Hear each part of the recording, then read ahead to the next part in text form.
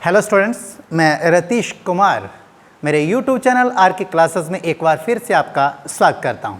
बच्चों, already last video में जो हमारा चैप्टर चल रहा था इंडिया साइज एंड लोकेशन, और उस वीडियो में हमने बात किया था, मेन जो हमारा बात का जो फोकस था वो था हमारे लैटीट्यूड और लॉन्गिट्यूड के बारे में, अक्षांश और देशांतर रेखाओं के बारे में कि अक्षांश रेखाएं क्या होती है और देशांतर रेखाएं क्या होती है। सबसे पहली बात तो ये याद रखना कि ये एज्यूम्ड लाइन है, काल्पनिक रेखाएं हैं, ये किसी भी हमारी पृथ्वी पर कोई खींची हुई रेखाएं नहीं है।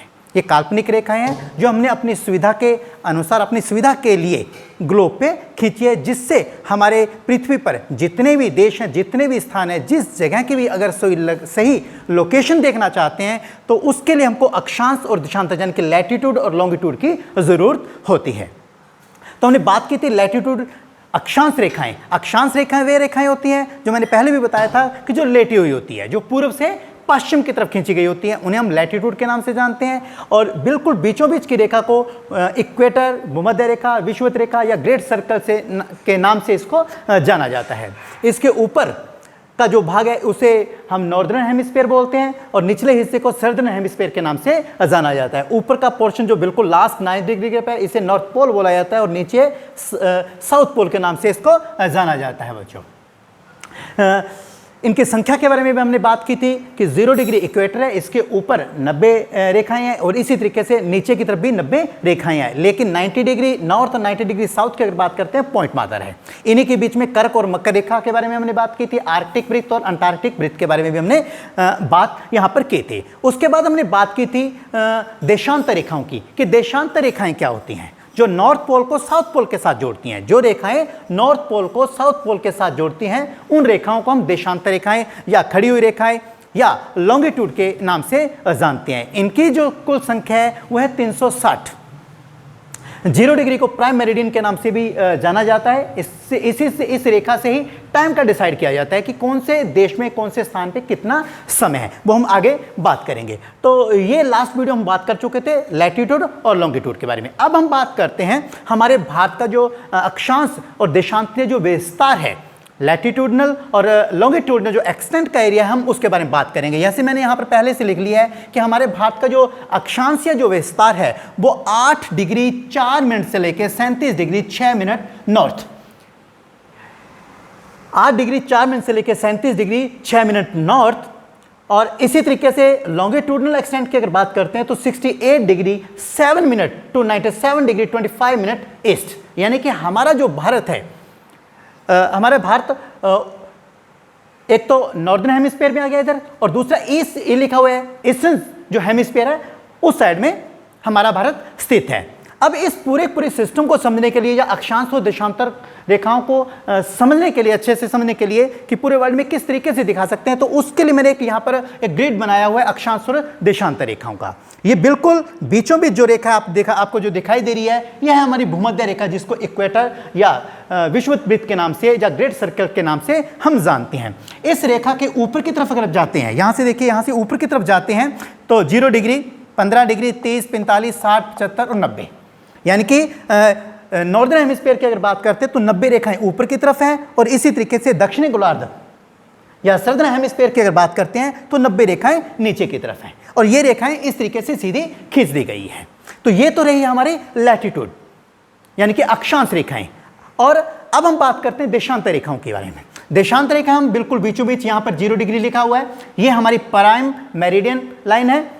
इसको GMT के नाम से भी जाना जाता है। यहीं से पूरे विश्व के जो टाइम जो रहता है, ग्रीनविच एक ब्रिटेन में, इंग्लैंड में एक जगह का नाम है ग्रीनविच, वहीं से ये रेखा गुजरती है, इसलिए उस रेखा के नाम से, उस क्षेत्र के नाम से इस लाइन को जाना जाता है और यहीं से टाइम का डिसाइड किया जाता है। इस रेखा के इस ओर का जो पोर्शन है इसे हम ईस्टर्न हेमिस्फीयर के नाम से जानते हैं, जबकि 0 डिग्री जो प्राइम मेरिडियन है उसके पश्चिम के हिस्से को पश्चिमी गोलार्ध के नाम से जानते हैं। इसका मतलब क्या हुआ कि ऊपर का हिस्सा उत्तरी गोलार्ध, नीचे का हिस्सा दक्षिण गोलार्ध। इस रेखा के पूर्व की तरफ का पूर्वी गोलार्ध और इस ओर का हिस्सा पश्चिमी गोलार्ध कहलाता है। और इसी से किसी देश की एक्चुअल में ये जो N या E लिखा गया है, इससे इनका क्या मतलब होता है, यहीं से हमको क्लियर हो जाएगा। तो अब हम बात करते हैं सबसे पहले हमारे भारत की, कि हमारे भारत का विस्तार 8 डिग्री 4 मिनट से लेकर 37 डिग्री 6 मिनट नॉर्थ। सबसे पहले तुम ये हमको इस ग्रिड में, इस पूरे ग्राफ में ये देखना है कि नॉर्थ किस साइड में है। तो सबसे पहले हम बात करते हैं ये 0 डिग्री भूमध्य रेखा की, जो बिल्कुल इस ग्राफ के बिल्कुल बीचों बीच गुजरी है, यानी कि इस लाइन के ऊपर के हिस्से को अगर हम बात करते हैं तो ये नॉर्दर्न हेमिस्फीयर है, और इस लाइन के नीचे का हिस्सा जो है वो सदर्न हेमिस्फीयर है। यानी कि अब हमारे 8 डिग्री 4 मिनट तक हमको जाना है। सबसे पहले हमको 8 डिग्री 4 मिनट ढूंढना है। हम यहां से अगर बात करते हैं, यहां से 0 डिग्री की लाइन और ऊपर की तरफ ये 15 डिग्री की लाइन है। इसी तरीके से यहां से शुरू अगर करते हैं, 1 2 3 4 5, इस तरीके से हम शुरू करते हैं तो कहीं ना कहीं आपको 8 डिग्री की एक लाइन मिल जाएगी। हम यहां से दोबारा शुरू करते हैं, या इस साइड से भी हम कर लेते हैं कि ये 15 डिग्री की लाइन है, और यहां से अगर हम शुरू करते हैं तो हमको एक 8 डिग्री की लाइन एक मिल जाएगी।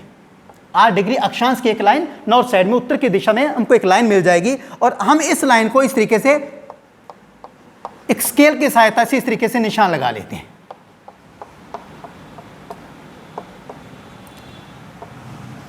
इस तरीके से। और दूसरा बताया गया हमको 37 डिग्री 6 मिनट नॉर्थ, यानी कि हम ऊपर की तरफ अभी और चलेंगे तो 37 डिग्री तक हम जाते हैं। यहां से देखिए, अब यहां से 15 के बाद 30, 30 के बाद ये 45 डिग्री की लाइन है, 45 डिग्री नॉर्थ। अब 30 के बाद अगर हम बात करते हैं 31, 32, 33, 34, 35, 36, 37 तक हम चले जाते हैं। हम राउंड फिगर में बात करते हैं, हम 37 डिग्री की लाइन पर जाते हैं। और इसी तरीके से यहां पर भी अगर बात करते हैं, 15 के बाद 30, 30 के बाद यहां पर किसी न किसी जगह यहां पर लगभग 36 डिग्री की एक लाइन नॉर्दर्न हेमिस्फीयर की एक जो अक्षांश रेखा है वो देखने को मिलेगी। अब हम क्या करते हैं, इस लाइन को स्केल की सहायता से इस तरीके से मिला देते हैं, इस तरीके से हम मिला देते हैं ये रेखा। ठीक, हम ये हिस्सा जो हमारे भारत का बताए यहां पर देखिए। और इसी तरीके से अब यहां से हमारे अक्षांशीय विस्तार का तो पता चल गया है कि हमारा भारत उत्तर की दिशा में इन दो रेखाओं के बिल्कुल बीचों बीच कहीं है। ऊपर की लाइन लगभग 37 डिग्री 6 मिनट, और नीचे की लाइन अगर बात करते हैं तो 8 डिग्री 4 मिनट। और अब हम बात करते हैं लॉन्गिट्यूडनल एक्सटेंट। अब लॉन्गिट्यूड में मैंने आपको पहले बताया था कि जिस तरीके से भूमध्य रेखा हमारी पृथ्वी को 2 बराबर भागों में बांटती है, ऊपरी हिस्से को उत्तरी गोलार्ध और निचले हिस्से को दक्षिण गोलार्ध के नाम से जानते हैं। इसी तरीके से जो प्राइम मेरिडियन है, ये जो 0 डिग्री की रेखा है, ये रेखा भी हमारी पृथ्वी को 2 बराबर भागों में बांट रही है। इस ओर का हिस्सा ईस्टर्न हेमिस्फीयर बोला जाता है, और इस लाइन के इस हिस्से को हम वेस्टर्न हेमिस्फीयर के नाम से जानते हैं बच्चों। तो अब यहां पर बताया गया ईस्ट, यानी कि हमारा भारत 68 डिग्री 7 मिनट इसके साइड में है, यानी कि इस रेखा के 68 डिग्री हम इस साइड में बढ़ेंगे, पूर्व की दिशा में जाएंगे। अब यहां पर देखिए 0 डिग्री 15, 30, 45, 60, 60 के बाद 68 डिग्री पर हम यहां से अगर शुरू करते हैं 60, 61, 62, 63, 64, इस तरीके से करते चले जाएंगे तो यहां पर कहीं 68 डिग्री हमको की जो देशांतर रेखा है वो हमको मिल जाएगी। और इसी तरीके से नीचे की तरफ अगर हम बात करेंगे तो यहां पर हमको 68 डिग्री की कोई रेखा मिल जाएगी। अब हम क्या करते हैं, स्केल की सहायता से इस तरीके से इस लाइन को मिला देते हैं। इस तरीके से हमने स्केल की सहायता से सीधी एक लाइन बना लिया, यानी कि लॉन्गिट्यूड हमने तैयार कर लिया है। और दूसरा लॉन्गिट्यूड है हमारा 97 डिग्री 25 मिनट। अब हम यहां से आगे की तरफ बढ़ते हैं, 75 के बाद 90, 90 के बाद 91, 92, 95 के बाद 97 कहीं आता है बच्चों, 97 डिग्री की देशांतर यहां पर मिलेगा। और इसी तरीके से नीचे की तरफ आते हैं तो 97 डिग्री का देशांतर यहां पर मिलेगा। इन दोनों पॉइंट को आप इस तरीके से जोड़ दीजिए। अब चीज देखिए, एक चीज देखिए, इन दोनों देशांतरों के बीच में और इन दोनों अक्षांशों के बीच में हमारे भारत की स्थिति है। ये जो एक बॉक्स में बना रहा हूं, इस बॉक्स के बीच में मैंने पहले ही भारत को बना दिया था, हमारे भारत का नक्शा। ये हमारे जो भारत की जो लोकेशन है इस समय इस जगह देखने को आपको मिलेगी बच्चों। तो इसी तरीके से अगर मैं एग्जांपल के तौर पे अगर आपसे पूछ लेता हूं, मैं आपको बताता हूं, देख लीजिए, अगर मैं यहां पर नॉर्थ के बजाय मैं साउथ लिखता हूं तो ये जो लोकेशन आपने ऊपर की तरफ देखी है ये लोकेशन नीचे की तरफ आ जाएगी, क्योंकि अब हमारा भारत 8 डिग्री 4 मिनट से लेकर 37 डिग्री 6 मिनट दक्षिण में शो कर रहा है, यानी कि इस भारत की स्थिति हमारी यहां पर आ जाएगी। और अगर इसी तरीके से अगर हम यहां पर वेस्ट लिख देते हैं तो इसका मतलब हम पश्चिम और दक्षिण में नीचे 8 डिग्री 4 मिनट हम नीचे की तरफ बात करेंगे। जो दक्षिण अमेरिका महाद्वीप जो शो कर रहे हैं, लगभग इसके आसपास हमारे भारत की स्थिति देखने को मिलेगी बच्चों। तो आपको किसी भी जगह की सही लोकेशन देखना चाहते हो तो आपको उस जगह की सही स्थिति यानी कि लैटिट्यूडनल और लॉन्गिट्यूडनल एक्सटेंट का अगर आपको विस्तार का अगर आपको पता है तो आप पल भर में पूरे मैप में, पूरे ग्लोब में आप किसी भी समय उसको आसानी से ढूंढ सकते हो। तो अक्षांश और देशांतर रेखाओं का क्या मतलब होता है, आशा करता हूं कि आपको जरूर अच्छे से समझ आ गया। अब एक चीज और आपसे मैं बात करता हूं कि ये जो 0 डिग्री की रेखा है, ये 0 डिग्री का जो रेखा है जिससे पहले हम बात कर रहे थे कि ये प्राइम मेरिडियन है, इसी जगह से पूरे के विश्व का टाइम डिसाइड किया जाता है।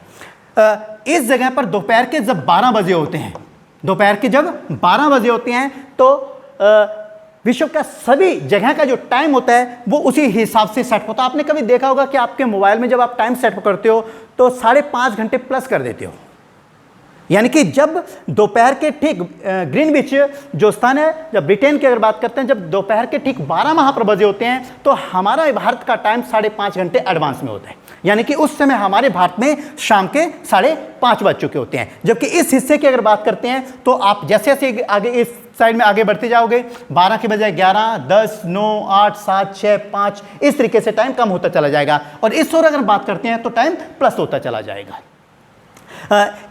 और इसी तरीके से यहां से जब हम 180 डिग्री की रेखा पर आ जाते हैं जिसे इंटरनेशनल डेट लाइन के नाम से जाना जाता है, और जैसे दिन की शुरुआत यहां से होती है तो नई तारीख शुरू हो जाती है।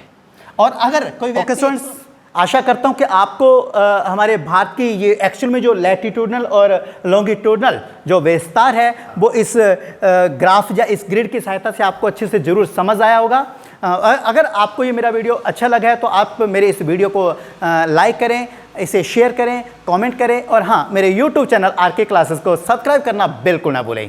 Thank you.